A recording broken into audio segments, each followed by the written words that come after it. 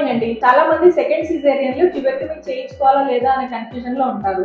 Caesarean అంటే already ఒక baby ఉంటుంది, ఇప్పుడు సెకండ్ టైం సిజేరియన్ చేయించుకుంటుంటారు. సిజేరియన్ లో ట్యూబెక్టమీ చేయించుకోవడం, బేబీ డెలివరీ అయిన తర్వాత పీడియాట్రిషియన్ చూస్తారు బేబీని ఎగ్జామిన్ చేసి అప్పటికి గాలి బాగా తీసుకుంటున్నారా లేదా, రెస్పిరేషన్స్ బాగున్నాయి లేదా, అండ్ చూడడానికి స్ట్రక్చరల్ గా అంతా బాగున్నారా లేదా అని ఒక 3 to 5 minutes వాళ్ళు అబ్జర్వ్ చేసి బేబీ బాగుందా లేదా అని డిసైడ్ చేస్తారు. సో ట్యూబెక్టమీ చేయొచ్చా లేదా అంటే ఇమీడియట్ గా అప్పుడు ఆ 5 minutes డెసిషన్ లో మనం ట్యూబెక్టమీ చేసేయాలి, సిజేరియన్ లోనే చేయాలి అన్నప్పుడు.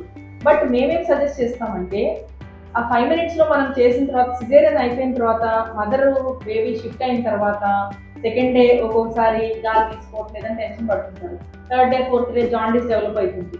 కొంతమంది పిల్లలకి 3 months కి హార్ట్ లో హోల్స్ ఓపెన్ అవుతాయి. హార్ట్ హోల్స్ ప్రెగ్నెన్సీలో ఉన్నప్పుడు హార్ట్ హోల్స్ ఏం కనపడవు, కానీ సెకండ్ మంత్ థర్డ్ మంత్ లో చూసినప్పుడు ఏదైనా ప్రాబ్లం వచ్చినప్పుడు హార్ట్ లో హోల్స్ ఓపెన్ అయ్యి హార్ట్ ప్రాబ్లం అని తెలుస్తుంది. ఒక్కొక్కసారి ఈ ఫస్ట్ 1 year లో లేదా ఫస్ట్ 9 months లో పుట్టిన పిల్లలకి మోషన్స్ ప్రాబ్లం ఎక్కువ ఉంటుంది, ఫీవర్స్ వస్తాయి, తర్వాత లంగ్ ఇన్ఫెక్షన్స్, అప్పుడంతా గాలి ఊపిరి తీసుకోలేకపోవడం, ఇట్లాంటి సమస్యలన్నీ వచ్చినప్పుడు ప్రతిసారి బేబీకి ఇబ్బంది వచ్చినప్పుడల్లా పేరెంట్స్ టెన్షన్ పడుతూ ఉంటారు. అందుకే మేమేం సజెస్ట్ చేస్తామంటే ఎప్పుడైనా కూడా డెలివరీ అయిన వెంటనే ట్యూబెక్టమీ చేయించుకోకుండా, పిల్లలు లేకుండా ఆపరేషన్ చేయించుకోకుండా బేబీ గ్రోత్ ఒక 6 months కానీ 9 months కానీ అబ్జర్వ్ చేసి బేబీ బాగా హెల్తీగా ఉంది, ఎటువంటి సమస్యలు లేవు అనుకున్నప్పుడు 9 months తర్వాత పిల్లలు లేకుండా ఆపరేషన్ ప్లాన్ చేయించుకోవడం మంచిది. ఇప్పుడు మనకు లాప్రోస్కోపీలో కూడా ట్యూబెక్టమీ చేస్తున్నాము.